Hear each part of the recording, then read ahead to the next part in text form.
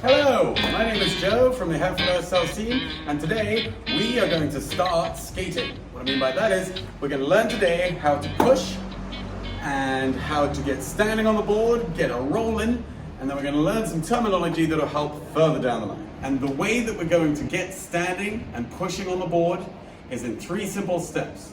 Phase 1 is going to be working out which foot you're riding on and get you standing and strong on that foot. Phase 2 is mounting the board. Phase 3 is finalizing, finishing, getting you comfortable in these standard positions. This is the fundamentals that will be the building blocks to the rest of your skating. So let's begin. First thing, clear your space. You don't want to break anything or hit anything. And give her a sweep. Don't forget to clear it up. And so you should have a nice, clear, flat space. Now, pad up. You can wear whatever you think is comfortable, so long as you wear a helmet and clunk click every trick. So just before we get on the board, there's one more thing we need to consider, or at least look at and think about, and that is the clothing that we're wearing and the footwear that we're going to use, the shoes that we're going to use. There are just a few things you want to consider for safety of clothing, mainly being that nothing is excessively hanging or dangling, for you don't want to catch it in the board, you don't want to catch it on anything or anyone you might be rolling past either. So low profile is kind of what you're going for. With regards to trousers, etc., I am wearing an excellent example of what not to wear when skating. Okay, there's a lot of billow, a lot of bag. I can catch my board in it, catch something else in it. So let's get these off to something a little smaller. Okay, shorts. And I suggest, because on some level these clothes are going to be protective, so denim, like hard-wearing clothes. Which brings me on to my next point. Do not wear clothes that are nice to skate. You may well break them, or at least if you do wear them, expect to break them. Your grip tape can wear holes by carrying the board around, and that is even before we've taken any tumble of any description. Okay, now we're going to move on to the actual important point about clothing, which is your shoes. So, rule number 1. No circumstances may permit open-toed shoes, sandals, flip-flops, or anything of the sort to be used. They do not have the protection or support that is required or needed for the sport we're going to try. Get rid of them! Okay, next, ideally, I would suggest lightweight shoes. Okay, something lightweight, something easy, something responsive that's connected to your foot.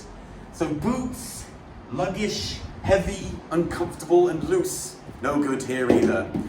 Moving on, getting a little bit specific here. Trainers are lightweight, responsive, protective, and helpful. They are good if you have nothing else.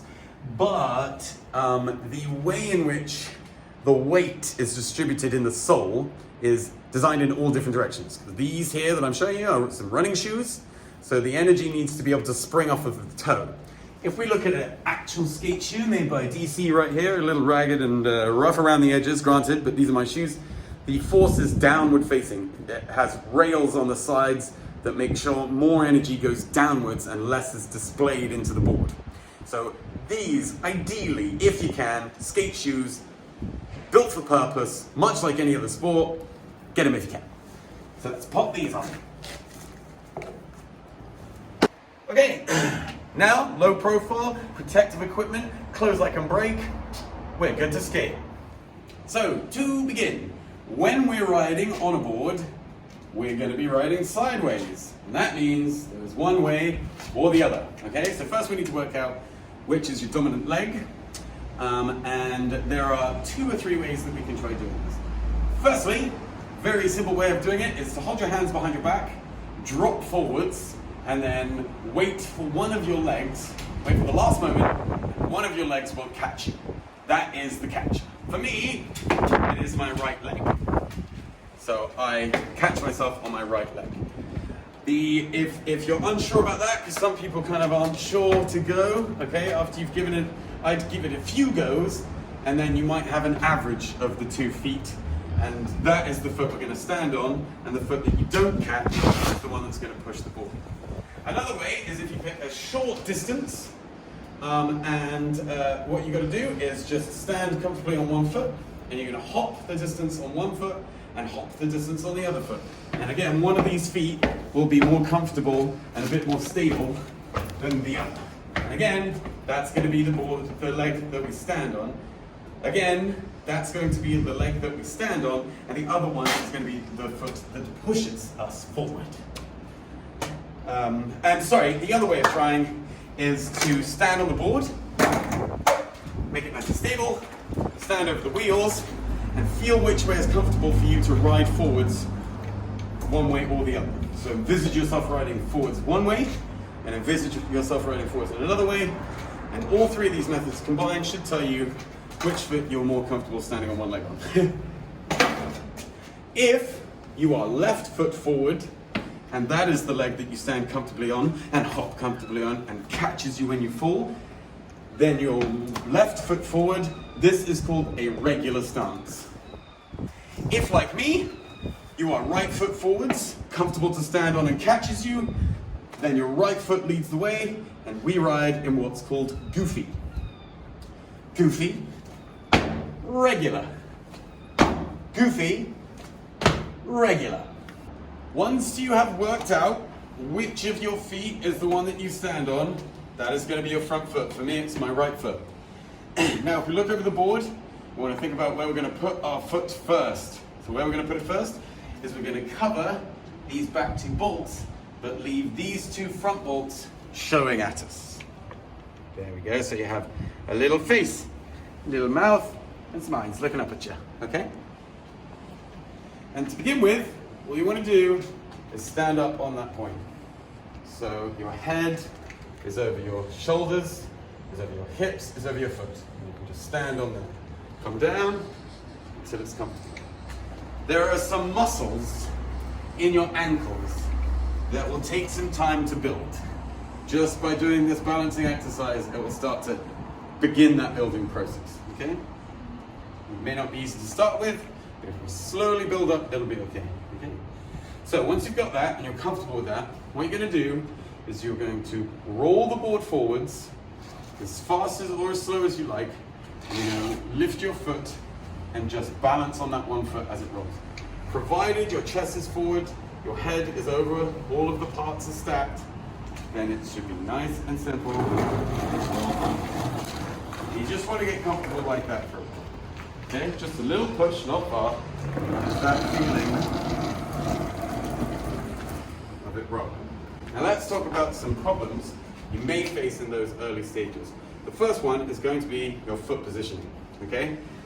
The reason we cover the back bolts and we have our foot in the middle of the board, our foot is in the middle of the board, is so that we can spread ourselves equally across the whole board, okay?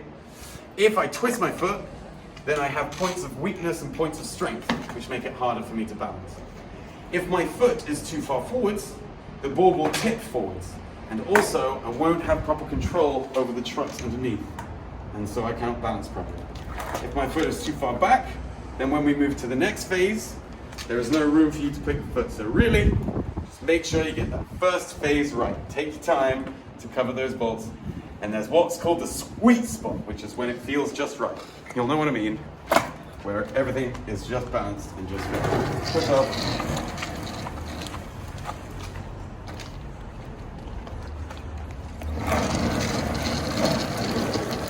Okay. Another problem you may face is when the board jerks, okay? When it does this one, okay?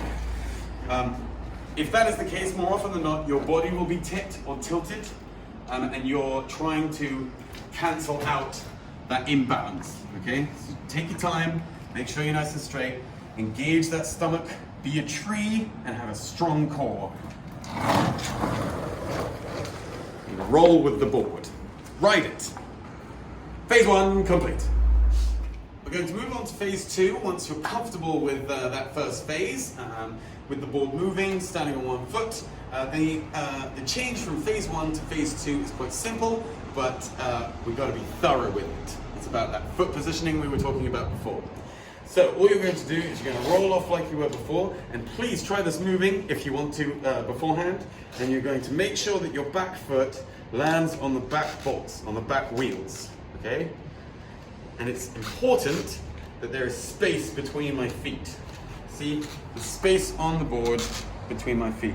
The closer the feet are, the less balance you have, the less control you have over your movements. Okay, so make sure. And keep that back straight and your knees bent at all times. Stay nice and fluid.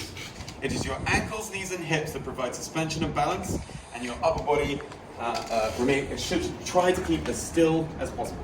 Okay? Bent knee, back straight. Bent knee, back straight. Head over the board.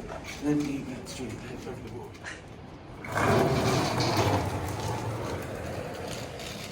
Moving on to phase 3, we're going to pull it back to being still for a while to talk a little bit about foot positioning when we're in phase 3 and what we call energy transfer, or balance. So, eventually, in phase 3, you're going to place your foot on the back, twist your body and your foot around to be in a position where you are ready to skate, okay? That means ready to do whatever it is you're going to do once we're rolling.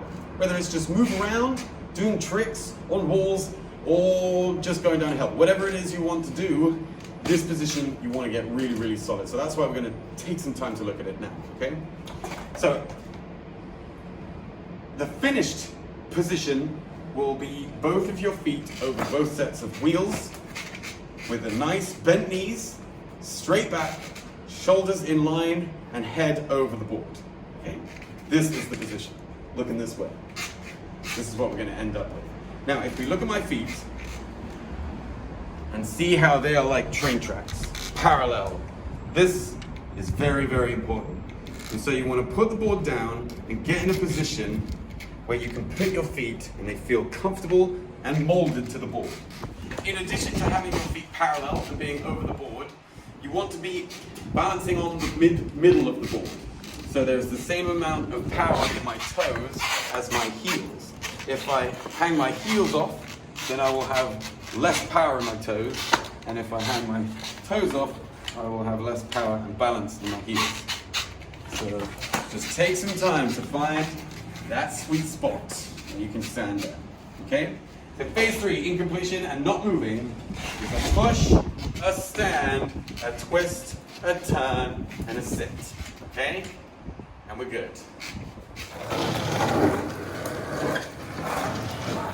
A problem you may face through phase 1, 2, or 3 is to do with moving your feet on the board while you are on the board.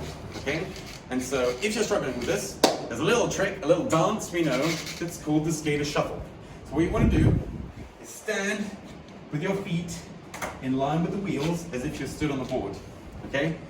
And what we're going to do is bend our knees, back straight, head over as if we're on the board. And then we're going to move our head and our back over one foot, which means all the weight is on this foot. So we can easily move this back foot even though there's grip tape on it. And then we're going to bob over to the other side and balance our head and body over the other leg, and then we can move this foot. Once you're comfortable with doing that, and you can see what I'm saying, how you can lift the weight off your foot without leaning or tilting, then try it on the board stationary. So take the weight over to one set of wheels, and you can lift and move the other foot. And then try the other way, lift and move the foot. Okay? If it's hard to move, it means you're standing on it. So now we're going to put all of those pieces of the puzzle together and create a moving image to get you in that comfortable position where we can carry on skating. Phase 1, phase 2, and phase 3. Don't worry if you come to a stop, okay? The way we're going to build this, the challenge here, is to be able to push, stand, turn, and push. Okay? So you can complete the cycle. When you slow down, it's okay, just change position or go back to position.